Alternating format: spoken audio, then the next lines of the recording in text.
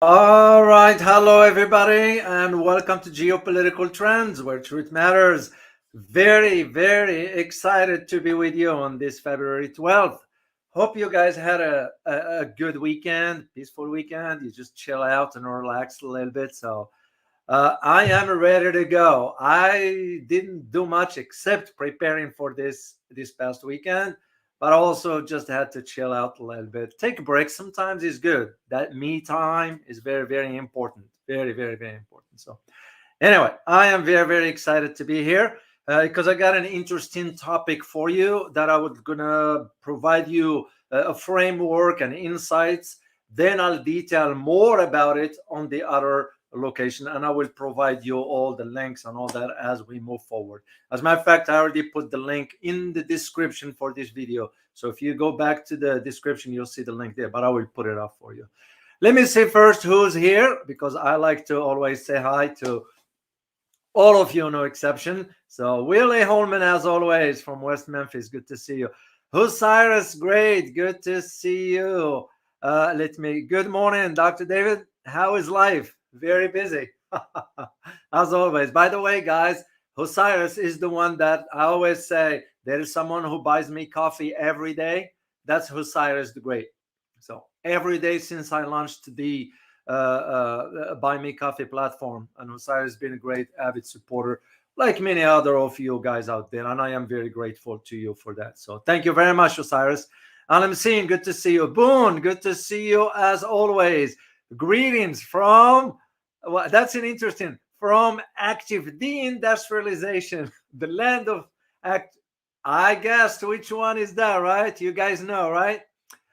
Gina, good to see you from Scotland. Wow, so nice of you to join us here in this conversation here, Gina.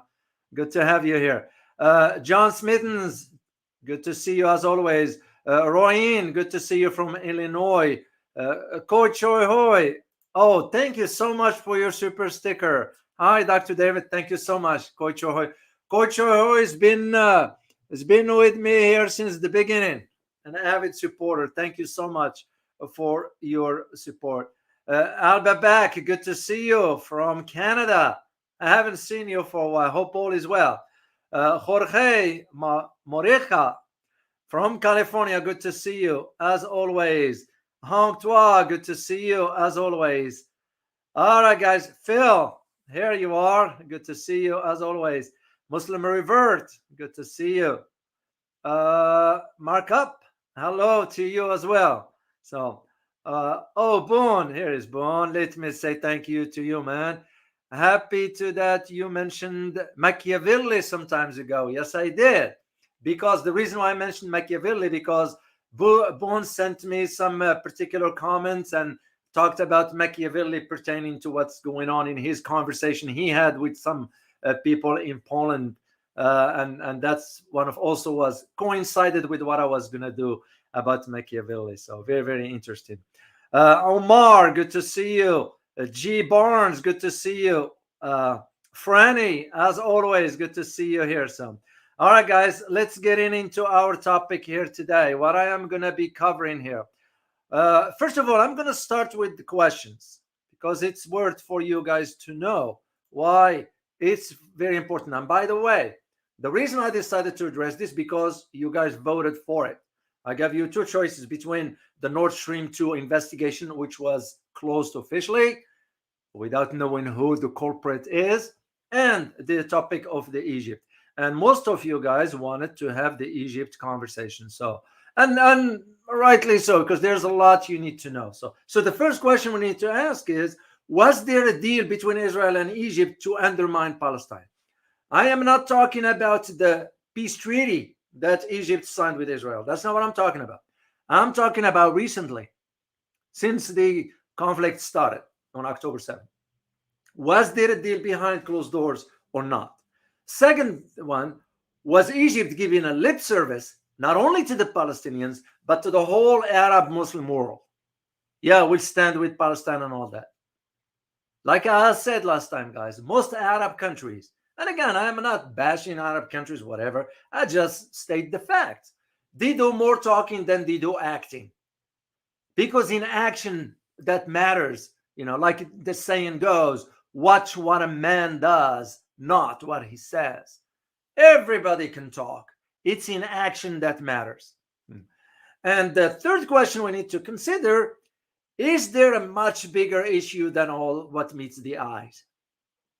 And those are legitimate questions that we need to consider, as I'm going to provide you some insights. Let me put the link for you for where I'm going to be as far as next topic. Here it is right here. And I'm going to share it with you on the chat box. Let me get it for you here, guys. And this way you can have this one, and I'll always see you on the on that. I don't know where I put it. Oh, here it is. Okay, copy link, and I'm gonna put it for you guys in the description, so you'll see it over there. And I will meet you in probably in about 30 minutes or so, because I'm still gonna be here providing you some insights. All right, but before I'll do this, guys, let's do a tour around the world. It's very, very interesting to see what's going on that is not being reported openly or aggressively. Remember, I look for information elsewhere because I read foreign languages, things that are not reported here, and this is the reason why I do this tour around the world with you guys, for you guys. Here's the first one. Can anybody tell me which uniform, which country is that? Just out of the top of your head. Let me remove this banner here. All right, which uniform is that? Well, you will be able to tell. Let me see if you guys can guess. Boone, you will know this one. Germany, you got it. You got it. So that's the German chief of staff. His name is Carsten Brewer. What did he say? Listen carefully, guys. What did he say? He said that we must prepare for war. What does it sound to you? Who's been saying this on this side of the Atlantic here? So interesting that now the German chief of staff, Carsten Brewer, said that his country should be ready for a war within 5 years. And this was during his statements to the German newspaper Welt am Sonntag. Brewer noted that preparing for war is a phased process. In other words, it has to go through phases. He said, and I quote, I had to get the right quote here. We don't have time indefinitely because for the first time since the end of the Cold War, a potential war is being imposed on us from outside. End of quote. You'll see, and this is again why I always say to you guys, you always have to understand and start to learn how to read between the lines. What he's reflecting is he's reflecting the narrative that is emanating from Washington and also emanating from Brussels regarding NATO. That's what he's reflecting. Because here is the question that I'm going to ask you, and please be honest about it. Would you trust Germany being rearmed? In other words, if Germany rebuilt its military, would you trust that? Just put yes or no in the chat box, please. Because we all know the history of Germany. I would say the same thing about which other country we can ask the same question about. Can you name that country? Oh. Let me see your answer. Absolutely not, Franny. Gunnar, no. Hamad the CV. And good to see you, Hamad, by the way. You say no. Atin Wu, you got it for the second part question, is Japan. We will be saying the same thing for Japan. Are we going to trust the Japanese? So the same thing for Germany. Are we going to trust Germany being rearming? And this is why you are now noticing these tensions that exist in Europe, because Germany wants to undermine Poland. They don't want to see Poland building up its army. That's why I found it very interesting, these statements by the Joint Chief of Staff. Next question has to do with this one here, which, by the way, not a question, I'm sorry. The headline. I shared this with you on the community. Now, you all know who this is, right? Let me see again in the chat box if you guys can type in that is. Yeah, she became synonymous now with lion, basically. uh, yeah, can you guys tell who she is? No, no. This is Georgina. She's the head of the IMF, International Monetary Fund. Well, listen carefully to the report that just been released. The International Monetary Fund revealed on Sunday, yesterday, that West Asia, you all know what West Asia is, economies will slow in 2024 due to oil production cuts and, of course, the war in Gaza. Okay. Even as the global economy outlook is strong, which to me, it's like, what was she smoking? Come on. Yeah, here is what I found very interesting. She refrained from stating what the real cause of why the slow economy in 2024 is due to. Why West Asia economies, or Middle East economies, that is, why the economies there is going to be. And as a matter of fact, it's not in that region, it's around the world. It's because the Red Sea, and you all know what's going on in the Red Sea with the HI group. She refrained to say this. Now, there is one thing I need you to know. Regarding the Red Sea, there are only two countries that are allowed to transit. Their ships are allowed to transit. Which countries are those? Only two countries that HI group said no problem for those two countries. You got it. Po Young Tzu, good to see you. You got it, Phil. You got it. Those two countries. Of course, when I mentioned this one, when I posted this for you guys in the community, and I said, well, she refrained from stating the Red Sea controlled by the HI group. Of course, it was my mistake. I should have elaborated more. But anyway, that is what I wanted to share with you. So Georgieva, her name is Georgieva, by the way. She's the head of the IMF. Where's her picture? Let me make sure that you guys at least, excuse me, be aware of if she is here. To me, it's she's cherry picking the information to push the narrative, And this is what I'm saying. If she's stating that the economy in Gaza is going to drop by 80%, well, how come she's not saying that this morning Israel has been downgraded? The Moody has downgraded the Israeli credit rating and sinking their currency, the shekel. So, and to me it was like, okay, what are you advocating for this but not advocating for that? In other words, why the statement is not being neutral? And this is what I found very IMF. Of course, you can't trust the IMF. So, here is my next one. We all know the outcome of the Pakistani elections. Yes, Imran Khan's party takes the lead, which is the independence, by the way, now mostly backed by the former Prime Minister Imran Khan party, has now sort of been at the forefront. This is what the Pakistani people want. So here is what happened, and this is according to a reporter, writer in Islamabad. His name is Shahir Al-Ahmad, which was reporting on behalf of Al Jazeera. He said that, and I quote, the results showed that independents won 101 out of 264 seats, most of whom are supported by the Harakat Insaf, which is the party that is banned. That's the Imran Khan's party.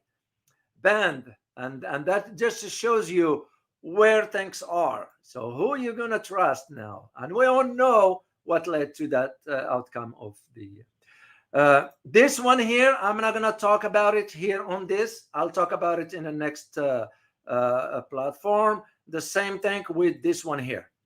Very interesting dynamics. This is, by the way, HI group. I'll talk about it in the next one when we go over there.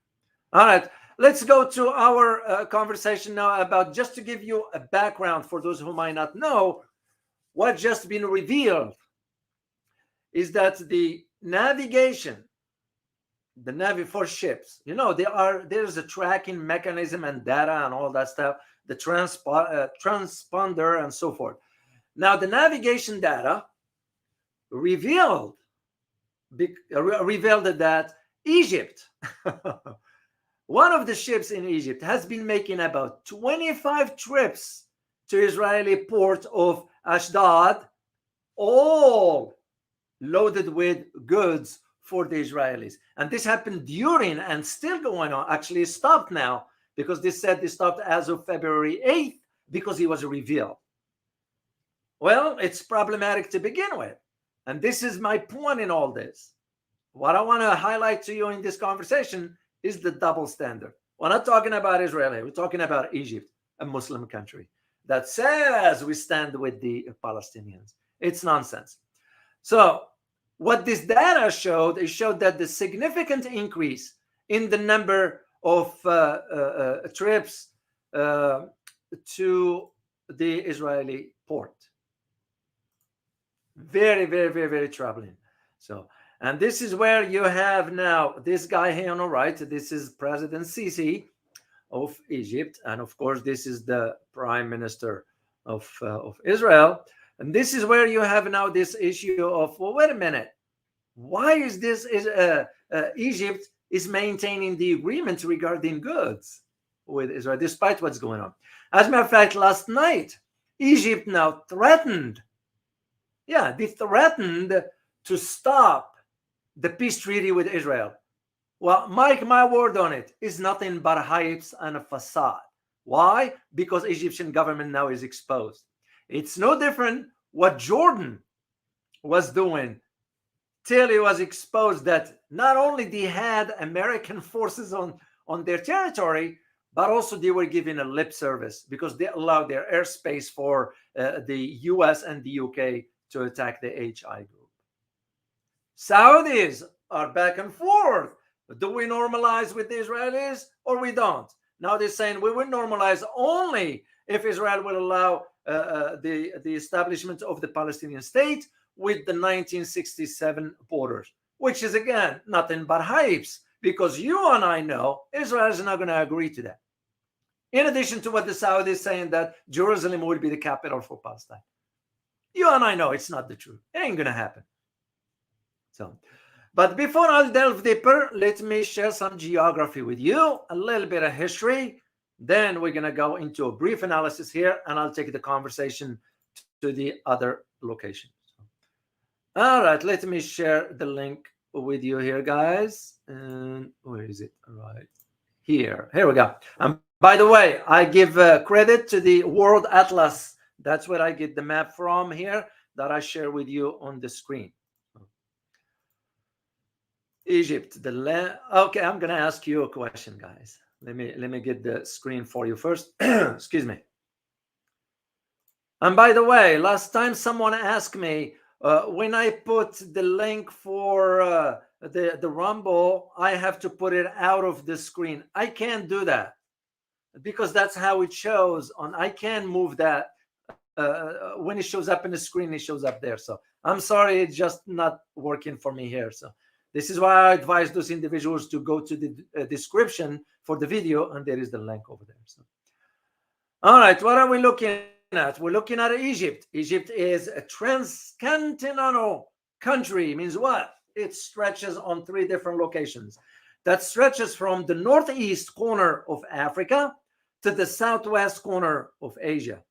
The Sinai Peninsula of Egypt acts as the land bridge between these 2 continents. Egypt is located in the northern and eastern hemisphere of the earth. It has land borders with Sudan to the south, Libya to the west, Israel and the Gaza Strip to the northeast, and to the north, Egypt has a coastline on the Mediterranean Sea, while the Red Sea and the Gulf of Aqaba border it to the east. Now, here's my question for you. Anytime you hear Egypt, what comes to your mind?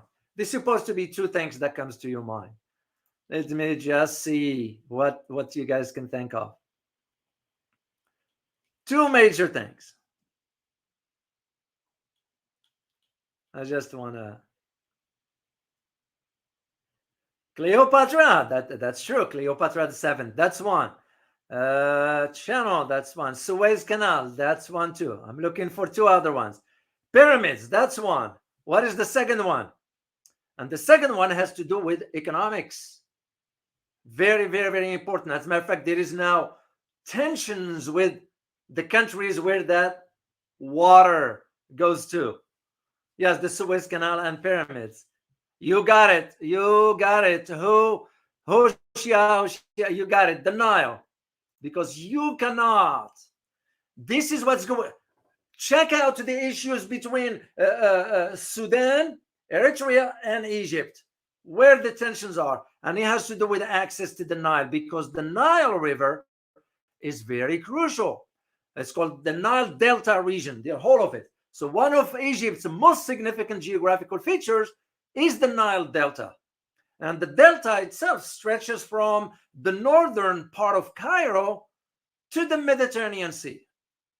Why? Because the importance of it, because it has been throughout history that this part of the country historically has been a fertile and was the cradle of many ancient Egyptian civilizations. So the Nile in itself, often regarded as the world's longest river, fans out into the myriad of all the way into the delta, creating a lush green landscape in contrast to the surrounding desert. This is what's important about Egypt that I want you guys to pay close attention and know about. So when you look at the Nile, you see where it goes. I'm pointing at it with you can see at the top it says Nile Delta. So all the way stretches all the way down. This is down Aswan. This is the border here, and you go all the way down Sudan and so forth. This is why it's very important to understand this part of geography of Egypt. Now, let us look a little bit at the history of Egypt, which I'm not going to remember, guys, when I share history with you, I'm just doing very, very brief aspects of it, because cover all this is going to take us forever. So now let's talk about Egypt history. So I'm going to start with one first thing. And first thing is a question for you. Oh, let me say thank you. To me, that's the rule. I don't care if others get upset because I have to interfere with the conversation. I say thank you to Gina, and also thank you so much for your super sticker. Truly appreciate it. And Gina is joining us from Scotland, by the way, guys. So thank you so much, Gina. Truly appreciate it. And I also want to say, no, not this one here. I want to say thank you to Taharka. Thank you so much. The ancient name for Egypt is Kemet. Indeed, I am going to address it in the you kind of were ahead of me here, so which is good to know. So thank you so much for your super stickers. So here is my question for you guys, and then just think about it. Was Cleopatra an Egyptian? Yes or no? Now, again, if you look at the history, you're going to find out a few different references. So this is just a conversation for us. In your opinion, was Cleopatra an Egyptian? Let me see your answer quickly here. YA, you say no. Assam Tala, you say no. Nafisa, you say no. Well, you guys got it right. Yeah, she wasn't. Even though she was in Egypt. Okay? Because here is the thing. Along with King Tut, or Tut, T-U-T, perhaps no other figure is more famously associated with ancient Egypt than what's her name? Cleopatra the Seventh. Okay? This is where the records comes in. While she was born in Alexandria, Cleopatra was actually part of a long line of Greek Macedonians descended from Ptolemy. So, and this is where one of Alexander the Great's most trusted lieutenants, Ptolemy. So that's why I found very, very, very interesting about this one here. So let's get, there is a picture I need to share with you. Let me show you a picture just here for you guys to see. Or maybe we don't.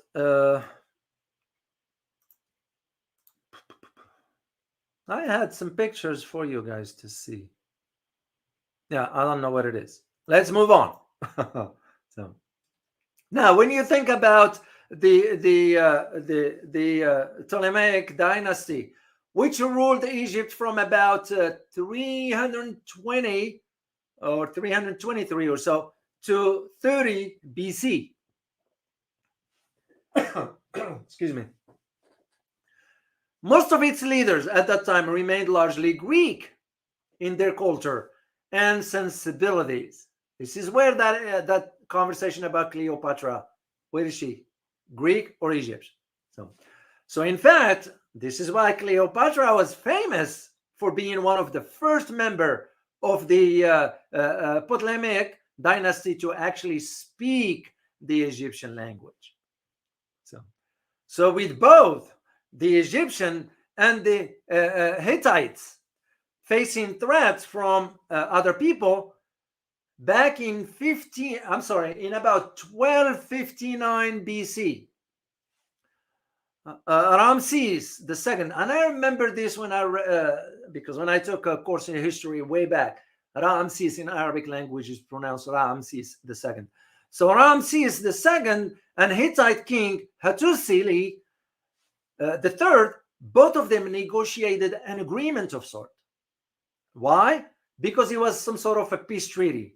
And the whole reason for it, this agreement ended, first of all, the hostilities between the two countries and decreed that the two kingdoms, remember the Egyptians and the Hittites, kingdoms would sort of help each other in the event of an invasion by a foreign or third party. So the Egyptian-Hittites treaty is now recognized as one of the earliest serving peace accords, and a copy can even be seen above the entrance of the United Nations Security Council chamber in New York, if you ever go there. I never saw it. I've never been there. But I used to, when I used to live up north, sometimes I go to New York and just pass near the UN, but I've never been inside. So I never saw it. So I don't, but it is. And I checked the record.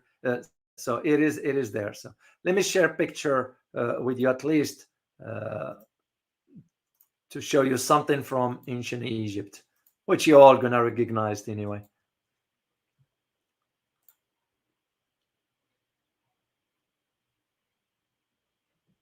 Yeah, this is a famous one. Let me see if there is another one. No, that's the only one they have.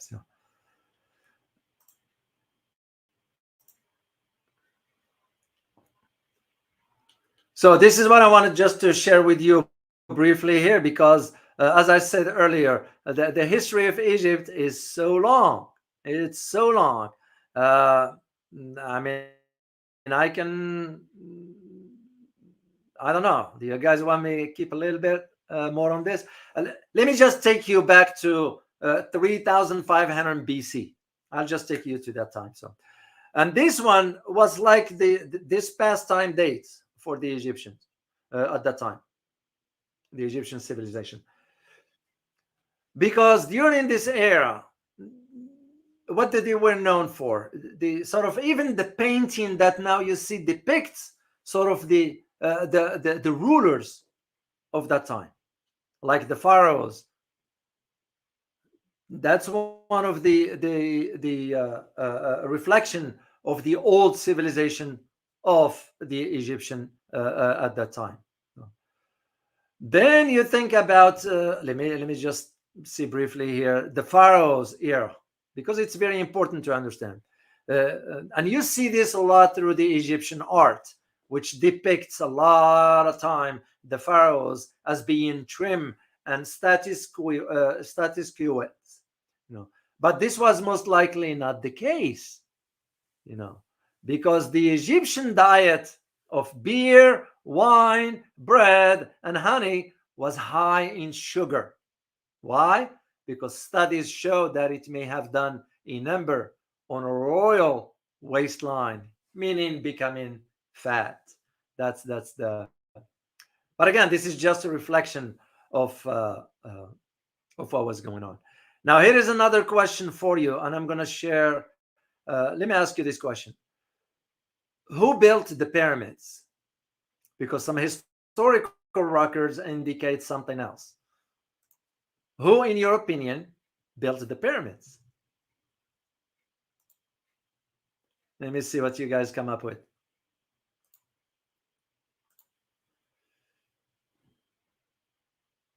It's because the life of the pyramids builder certainly wasn't easy, if they are to go with those images.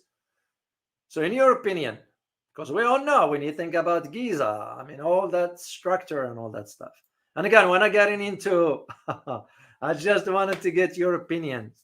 Okay, Poyantsu, you say slaves. Okay. Where was the other answer? I just saw it. Uh, Others saying not the slaves.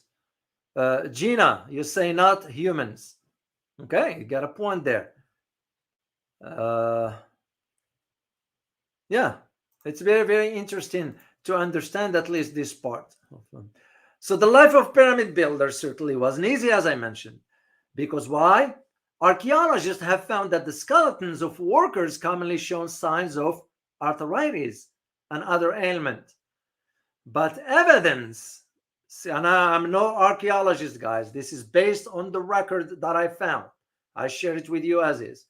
Suggests that the massive tomb were built not by slaves, but by paid labor. And these ancient constructions workers were a mix of skilled artisans and temporary hands, and some appear to have taken great pride in their craft. So that's why I asked you the question, just for you to know. And this is nothing, guys, just for us to learn a little bit here. So then you got, of course, King Tut, famous. I saw the tomb in when I was in Paris at the Louvre. There is one section there for King Tut, not Tuft. There's Tuft, but there's Tut, T-U-T. Surprisingly, little is known about the life of the boy pharaoh Tutankhamun. That's the full name, Tutankhamun. But some historians believe they know how he died. Scans of the young king's body show that he was embalmed without his heart or his chest wall. This drastic departure from traditional Egyptian burial practices, because you all know how they buried their kings and all that stuff, suggests that he may have suffered a horrific injury prior to his death. So, according to a handful of Egyptologists, one of the most likely causes for this wound will have been a bite from hippopotamus or hippopotamus. Evidence indicates that the Egyptians hunted the beast for sport, and statues found in King Tut's tomb even depict him in the act of throwing a harpoon. If the boy pharaoh was indeed fond of stalking dangerous game, then his death might have been the result of a hunt gone wrong. So let me show just some pictures quickly here before on into what I need to talk about briefly here. Okay, let me not this one, right? Uh, not this one here. Okay, let me. All right, here's the some pictures, and I'm just going to show you some pictures, guys, here quickly. Then we'll move on into what we need to do. This is the Egyptian cobra snake. Very, very. If you read up on how dangerous the venom from this creature here, so ancient. This is like the painting. And by the way, I give credit to the Gary images. That's where those are from. And I'll have the link for you guys where I will post this from the history and the author who worked on all this, because you got to give credit where credit is due. So this is a video shows you. BC, Ramses II sets out to become the greatest of the Egyptian pharaohs. It's just it He builds depicts vast how statues, grand the temples, lifestyle and used to be, towering and so forth. obelisks standing over 40 feet tall. This is a reporter. This is the young Tut. This is a picture That's his image of the death right mask of King Tutankhamun, ancient Egypt's most Okay, famous pharaoh. and let me. King Tut. And that's about it, guys. Just some other images there. So, but I will put the link for you guys to see what's going on. All right, let me get into talk briefly about what this navigation data showed. And by the way, I got a satellite image, and I'll share it with you right here. It's just a picture. Of course, it might not mean a thing to you, but to me, it's this one here is the site revealed the trajectory of the route of the Egyptian ship from the port Said, to the port of Ashdod. The one on my left, that's Port Said, and all the way the trajectory all the way to the port Ashdod in Israel. So, and the ship, by the way, is this one right here that was carrying the it's called the Pan GG. So, as I mentioned, there were 25 trips that this one took the goods to Israel. I'm sorry, and that's where this one here. The ship is owned by an Egyptian banned marine shipping group, which was established in 1978. So, headquartered in Alexandria. I don't care for all this, guys. What we're gonna care about here is the idea of how Egypt is behind closed doors has maintained its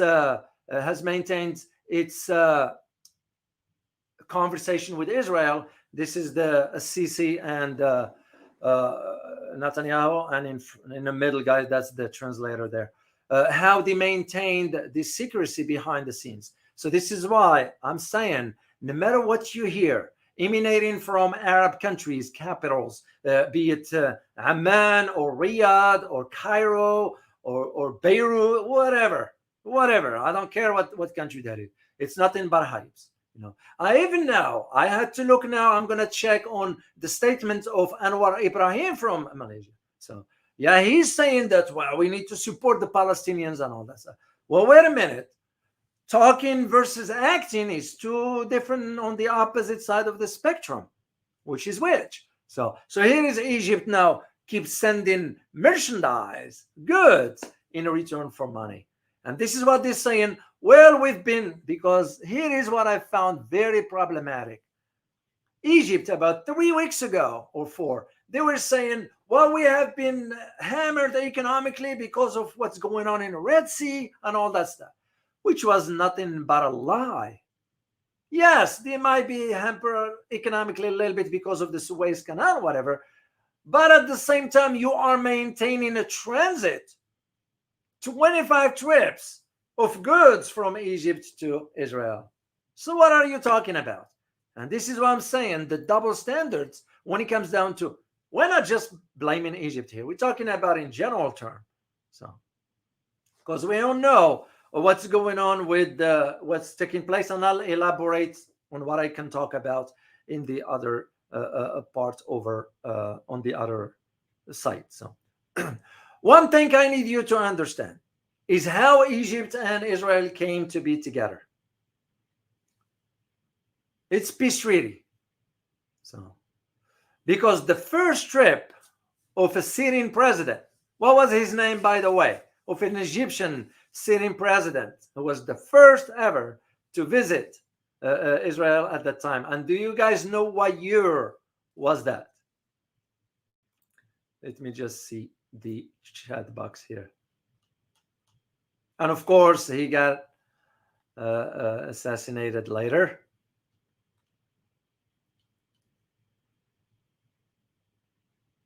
Oh, the Iranian Putin. Thank you so much for your super sticker. The Transformers built the pyramids. Transformers. I see your point. Thank you so much for your super sticker. Truly appreciate it. Let me see your answer, guys. Who was the first president to visit Israel at that time? Sadat. That is correct. Anwar Sadat. What year was it? Do you guys remember? No, not 1967. No. Later on.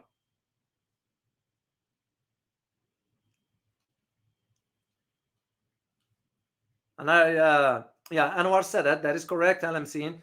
Anwar Sadat. What year was it? What year was the trip? Because that really changed the 1979. It was 1977 to be exact. 1977. I remember. Yeah, I was a kid back then. I remember I saw the images of the when he was taken down during the parade. This is why after that, most of the parades in military one, they start not to have weapons like their loaded their ammo, their rifles or whatever that is, rockets. Nothing is sort of with ammo, live ammo, because that's what happened. The guy who was holding I remember it was the 50 cal, if I'm not mistaken. He turned and just fired at everybody, including Sadat was there. So 1977, and this is why it's important for you to understand the historical record. But this wasn't about the treaty with Egypt. There are some behind the scenes issues that took place. And this is what I intend to cover in the next location, because I'm going to stop right here because I'm going to get into some other stuff that I don't want to share over here. So let me put the link for you guys once again, and we're going to go over to the next location. And I will see you in about literally 5 or 10 minutes. Copy the link, and I'm gonna put it in the description, in the chat box for you guys. It's right there, and I will see you in about literally 5 or 7 minutes or so. So see you guys soon. Okay, as always, remember, geopolitics impact your daily life in more ways than one. See you soon, guys. Bye.